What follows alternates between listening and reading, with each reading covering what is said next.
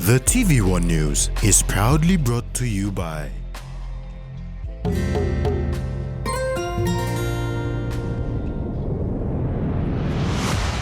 BSP, our bank, our people.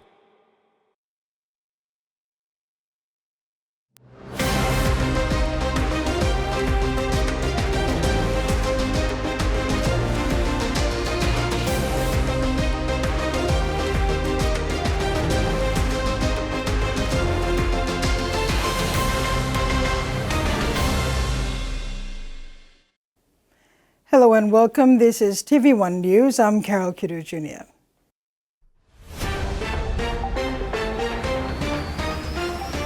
In this edition, concerns over Pogera agreement resurfaces in Parliament, Regional Centre of Excellence opens at Bomana, and Harlequins anticipate a big season ahead.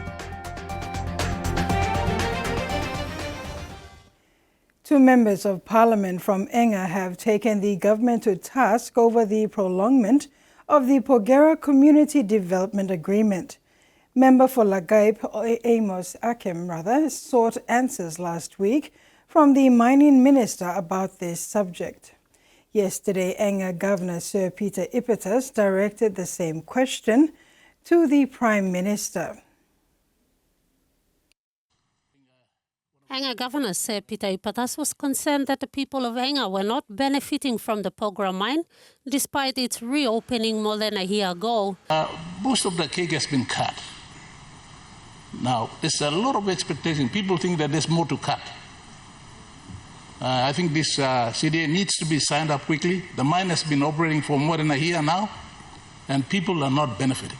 He therefore sought answers from the Prime Minister on when the Community Development Agreement process would be completed and the people there start receiving benefits. That can cause a little bit of tension and problems. So, Prime Minister, if you can tell the people of Enga, especially the people of Pogera and those affected, Riverine people, when we can conclude this. That's question number one. Ippitas' questions come following similar questions that were asked on the 14th of March by the member for Lagaip, Amos Akem.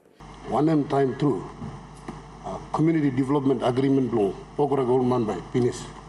Prime Minister James Marape explained the delay in the CDA process. Now, in the discussion on equity, as well as royalty, the other three sister impacted provinces and landowners as a view that they also are entitled to a little portion of royalty and equity and benefits. This possibly is one of the reasons why the Mine Mineral Resource Authority have been working to find out where exactly they make the conclusion in respect to giving respect to Western Province, West Sepik, Hela Province, as well as the upload of power, the power line from Heights to Pogera. However, he assured the governor and the rest of Enga that he would have an answer for them when he visits Enga next week to open the new provincial hospital. Governor, I want to give you an assurance as I come for the hospital program in Wabek on 31st. If I have the conclusion of CDA, we could indicate there. If it is not, then in the month of April. He also assured the people of Pogera that resettlement remains his government's priority and is part of the CDA process. Ruth Rungula, TV1 News. Despite differences in politics, member for Chuave and Deputy Opposition Leader James Nomane has given credit where it is due, commending the Prime Minister for the appointment of certain ministers who have performed exceptionally well, transforming the different sectors they are responsible for. They include the Coffee Ministry. I would like to give our full commendation to the Marape Rosso government, and especially in the Prime Minister exercising his prerogative to appoint certain ministers that have been absolutely outstanding in their performance and policy implementation. The opposition not only holds the executive government to account, we give credit where credit is due too. Firstly, I would like to give our full recognition and commendation to the good Minister for Coffee. As of late, you have been the #1 topic of discussion in both Eastern Highlands and Simbu, and I completely salute you. Thank you. Through you, Honourable Speaker. Secondly, I would like to commend the Honourable Minister for Higher Education and Sports for your interaction with the institutions, for elevating the status of the institutions, for driving policy effectively. It is a breath of fresh air, and for a first-term MP, both you and the Minister for Coffee, we would like to commend you. The first Regional Centre of Excellence, or RCOE, in Bomana was officially launched yesterday to provide the Pacific with police recruit and investigations training. The launch was through the Pacific Policing Initiative, or PPI, and was opened by the Royal Papua New Guinea Constabulary Deputy Commissioner Dr. Philip Mitna and Australian Federal Police Assistant Commissioner Nigel Ryan. The first Regional Centre of Excellence in Bomana that was officially opened yesterday will serve as a training and development hub with specialized courses developed and led by Pacific Police to share unique capabilities in the fight against cross-border law enforcement challenges, including crime and emerging events. The Australian government has provided funding to develop and support the centre, which will ensure the Pacific Police Initiative, or PPI, a Pacific-led Australian-backed initiative, deliver on the aspirations of Pacific countries and support PNG's sovereign capabilities. I'm pleased to say this police-to-police cooperation is the strongest today than at any other time in the past 50 years since our independence. The PNG-APP partnership has matured over time.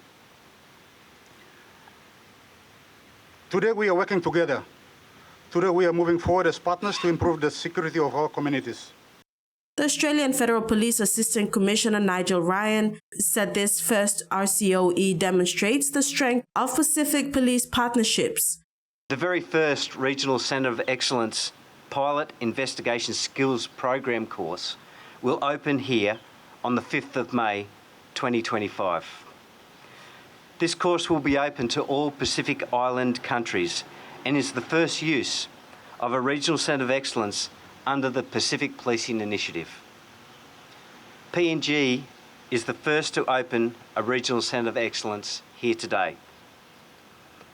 As long-standing partners in the Pacific, we look forward to seeing these facilities filled with participants, not just from PNG, but from across the entire region in the very near future. The training and development facility in PNG is the first of 4 RCOEs planned across the region. It comes under the umbrella of the PPI and will provide professional development opportunities to police across the Pacific. Jasmine Jack, TVWAN News. During the launch of the Regional Centre of Excellence in Bomana yesterday, Australian Federal Police Assistant Commissioner Nigel Ryan announced this centre will also be the first in the region to run the Investigation Skills Program in a few months' time. The very first Regional Centre of Excellence Pilot Investigation Skills Program course will open here on the 5th of May 2025. This course will be open to all Pacific Island countries and is the first use of a Regional Centre of Excellence under the Pacific Policing Initiative. PNG is the first to open a Regional Centre of Excellence here today. As long-standing partners in the Pacific, we look forward to seeing these facilities filled with participants, not just from PNG, but from across the entire region in the very near future. A critical road linking communities in Abau district to the Arama coast is in dire need of maintenance. Ulapana Road has been a lifeline for residents, but poor maintenance and substandard work by contractors have left it in a deteriorating state. The issue has sparked frustration both on the ground and online, with calls for urgent action. For years, residents and travelers have relied on Ulapana Road to connect them to markets, schools, and essential services. But today, this road is barely passable, with deep potholes, eroded surfaces, and little sign of long-term maintenance. Local commuters say patchwork repairs by subcontractors are failing them, and they wanted experienced contractors to take over. Like bridges, culverts, they used to come and erode them out as the rain. After sometimes subcontractors comes and they will do pothole grading. It used to be okay, not really. When, as I said, flooding only. Flooding. Maybe ceilings would come up or better contractors come, earth moving companies. So road otherwise it's not really good.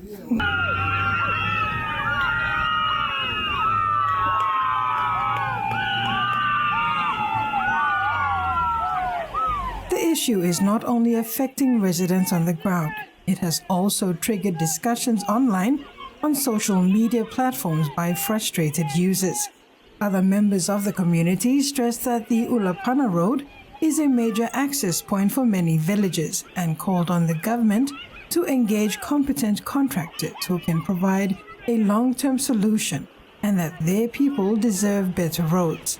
For now, residents of Abau district can only hope that their voices will be heard and action will be taken. Will authorities step in with a lasting solution? Time will tell. With growing public outcry, authorities may be pressured to respond sooner rather than later. You're watching TVWAN News. We'll be back with more stories after the break. Don't go away.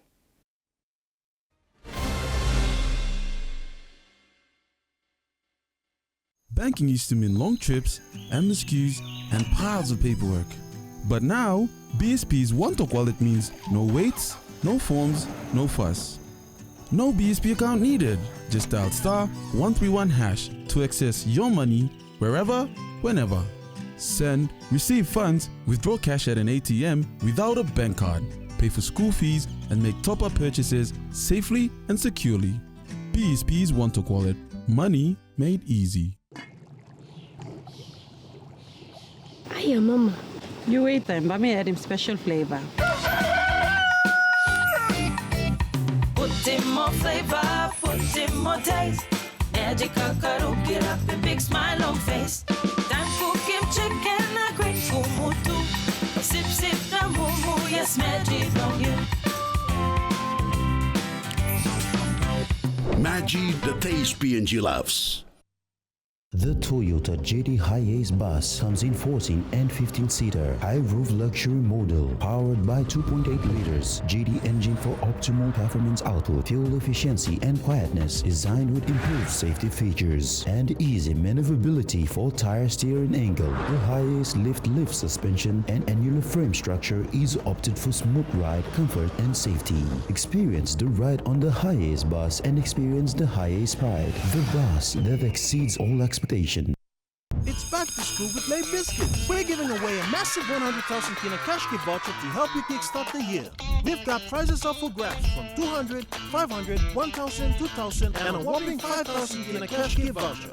Here's how to enter. Spend 10 kina or more on any Lay Biscuit product. Write the contact details on the back of the receipt for your chance to win. Promotion starts on the 10th of February and ends on the 4th of April. Fresh draw on the 11th of April and the major draw on the 16th of April. See selected stores nationwide. Terms and conditions apply. This honking is doing your head in. Why don't you go and put a stop to it? Oh, maybe not. Bing bang bing, ding ding bang, bum bum. Stage is set. The Bears and the Seagulls. Expensive game. Sort of dummy half. He will score. Will they stop him? How did he do that? Coming from the clouds, man, and no look from Hamilton. That was magical.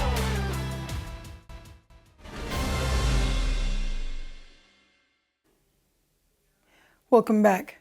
Papua New Guinea is taking a major step toward protecting its traditional knowledge and cultural expressions. The National Cultural Commission is developing a new law known as the Passing Place Protection Bill, aimed at safeguarding cultural heritage from misappropriation.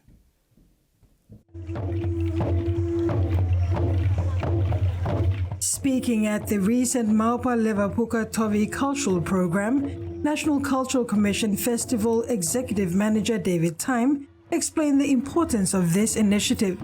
With consultations set for April and the policy expected to launch in May, the National Cultural Commission remains committed to safeguarding PNG's rich cultural identity. This is first of its kind. From all through Central Arama Coast Bay, no cultural association have a certificate. And this is the first of its kind. Maupa Nauna, Maupa Levapuka, Emitomi Arawa. It's recognized by National Cultural Commission. It will be participate in any activities that National Cultural Commission will run. We are in their calendar, we are in their program as of the launching taking place today. Time also acknowledged the Maupa Levapuka Towi Festival as an important cultural event that showcases the rare Towi dance now officially registered with the National Cultural Commission. He emphasized the festival's potential to boost cultural tourism in Abau district and the Central Province. Before we start tourism, we have to start building product. And I'm happy that the chairman and the people of Maupa are now establishing this festival and reviving one of the most unique dances in Central Province. That will be the draw card for us in this part of the region in terms of when we start tourism. And for me in the cultural space, it is an important platform for us to use that festival to disseminate what we have to our younger generation. So Mibla will continue maintaining passing place to Mibla. The Vero Foundation, Inc., an established non-profit organization founded by elite individuals from the Abau District, Central Province, has been known for its commitment to community development. It has extended its support to the Egala Auna Women's Fellowship in Maupa Village. This follows a successful law and order awareness program in partnership with the UPNG Abau Students Association. Vero Foundation, Inc. has been actively supporting education, youth empowerment, and community welfare in Abau District. The foundation has contributed to school programs, leadership training, and law and order awareness campaigns in the district. In November 2024, in partnership with the UPNG Abau Students Association, the foundation organized a law and order awareness program at Maupa Village. Special guests from the Office of Public Solicitors, Office of Public Prosecutors, and the Department of Justice and Attorney General engaged with the community on key legal matters. As part of the local hospitality, the Egala Auna Women's Fellowship welcomed guests with a cultural dance and provided fresh garden produce. Recognizing their efforts, Vero Foundation Chairman Wali Lama Makara presented a 2,000 kina cash donation to support the women's group's 2025 programs. Building on its mission of community empowerment, the foundation has outlined several key initiatives for 2025, one of them being women's empowerment and SME support and education and youth development, amongst others. This sponsorship highlights the foundation's ongoing mission to uplift communities and empower local groups through their strategic support. A strong partnership for a stronger community, Vero Foundation continues to make a meaningful impact in Abau District. Traditional owners in northern Western Australia are making an urgent plea to the state government and the mining industry to stop draining water from underground aquifers. They say the use of billions of litres every year from the water table underground is threatening the precious and ancient water systems.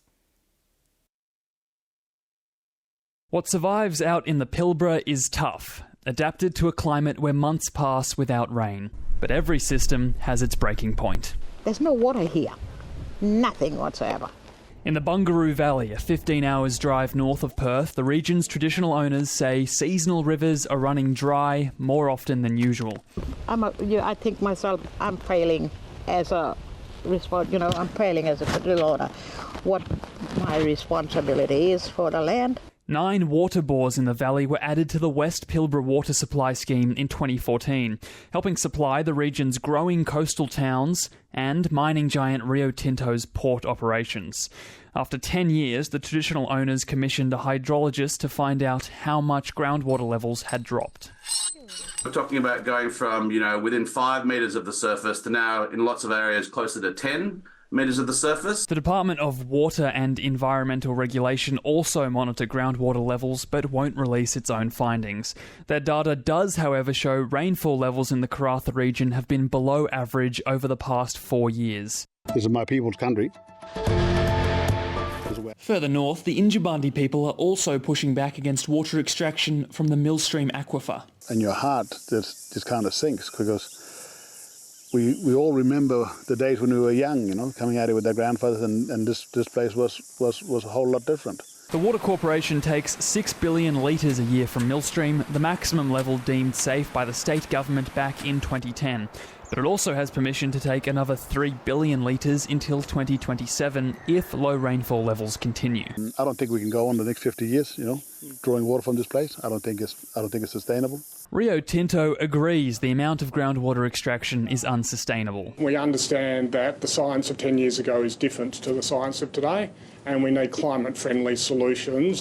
One of those solutions is desalination. Nestled in this industrial port in Dampier, the mining giant is building a desal plant set for completion in 2027. And a larger one to be built by the state is also on the way for the Pilbara for 2030. By then, much less water will be needed from Millstream, and the Bungaroo aquifer won't be needed at all.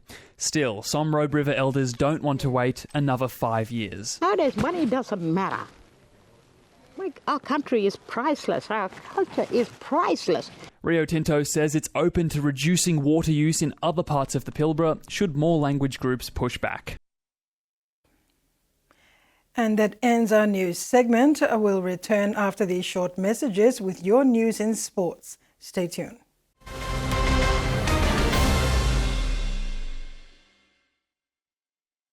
Banking used to mean long trips, endless queues, and piles of paperwork. But now, BSP's one-talk wallet means no waits, no forms, no fuss. No BSP account needed. Just dial *131# to access your money wherever, whenever. Send, receive funds, withdraw cash at an ATM without a bank card, pay for school fees, and make top-up purchases safely and securely. BSP's one-talk wallet. Money made easy. A true champion is measured by their courage, their determination, and their passion to never give up and to always keep trying. With a delicious Milo in milk taste and added nutrients, Milo in milk is a great way to fuel our little champions with nourishing energy every day. Because true champions give it their all. Milo, PNG and Mia. Find PNG made. For Simon, life is simple. Dreams seem distant, yet hope remains.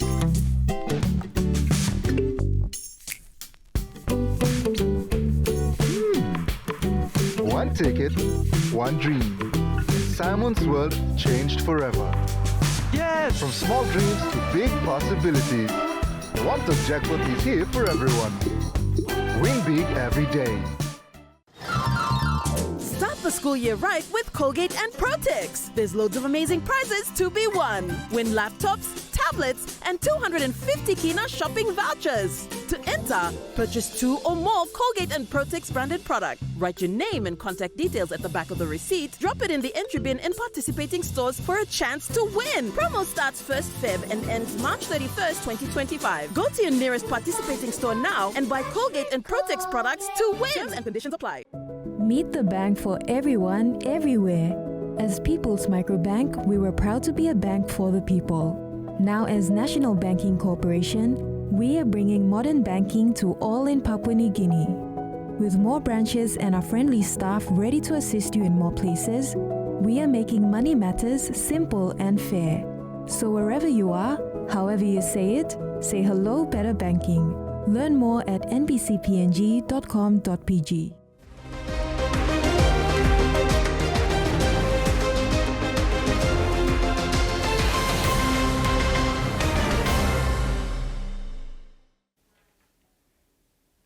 Thanks for staying with us. The Harlequins under-20 rugby team is poised for a big season this year in the Capital Rugby Union competition. They defeated Connie Sharks 8-0 in the pre-season trial today in a promising sign before the season proper next month.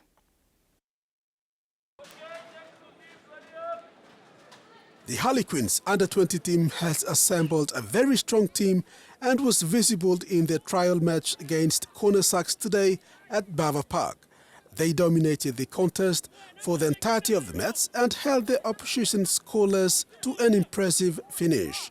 Following their victory, Harlequins coach Alwyn Sabume was happy with the boys' performance, but also indicated that the team had a lot of work to do. He is hoping to polish his team's weak areas before the season proper kicks off. According to the game today, it was pretty scrappy. I don't know whether it was the weather, but a lot of ball handling errors and boys playing out of position, new boys playing together. So you just have to deal with what we get. Coach Sabume was also proud to announce that the team graduated many of its under-20 players from last year into the A-grade and Premier divisions. The team has recruited young talents from Rugby Union and League and is working to get them understand the game and play to the best of their abilities. We've got quite a few boys that have joined the club. Most of them have come across from League. So it's trying to teach them to play Rugby Union is like trying to teach a baby to walk. So the Harlequins coach further said, like any other team, they are aiming to finish the competition on top. He said the club will be working towards getting the best possible team lined up for season proper in order to achieve this. With new guys coming in, it's a whole new ball game. So the main objective for the year is to get into the finals and hopefully win the GF if possible. So that's the end goal for every club, I reckon. So that should be good. The Capital Rugby Union competition is into its second weekend of pre-season trials and is expected to run for the next 2 weekends. Season proper kicks off next month. Rex Litter, TV1 Sports. After 2 weekends of defeat, Digicel cricket team returned to the winner's circle with a win over Water PNG today in the Corporate Cricket T10 competition in Port Moresby. Digicel beat Water PNG by 1 run in a tight contest. This victory gives Digicel team a much-needed confidence ahead of the remaining 2 important matches before finals.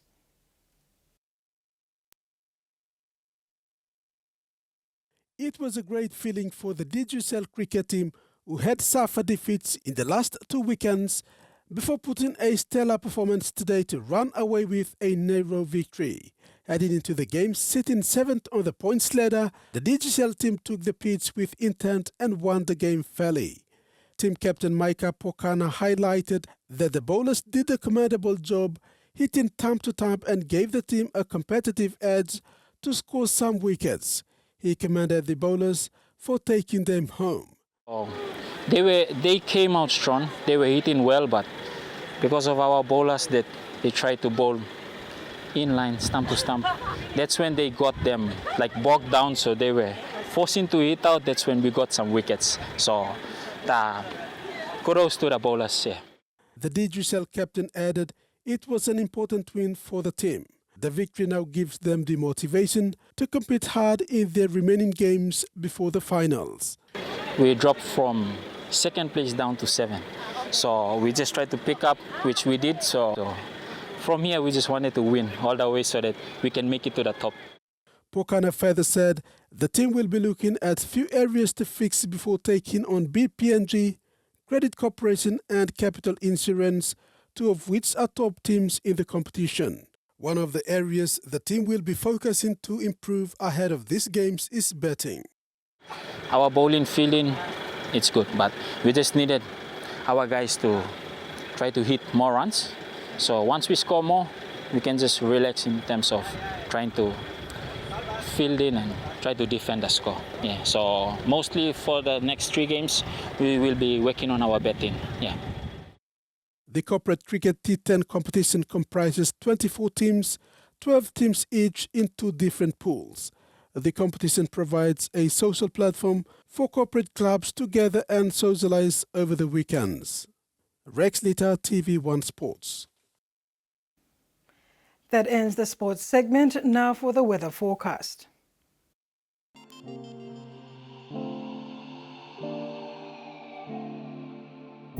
southern region, Port Moresby becoming cloudy with showers, then rain and thunderstorms. Umase, Lae, cloudy periods with occasional evening rain showers and possible thunderstorms. Wewak, rain periods and thunderstorms to cloudy tonight.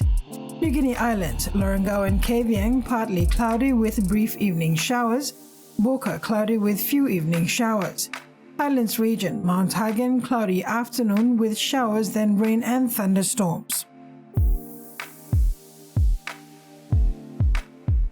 That ends another edition of TV1 News. Thanks for your company. Bye for now.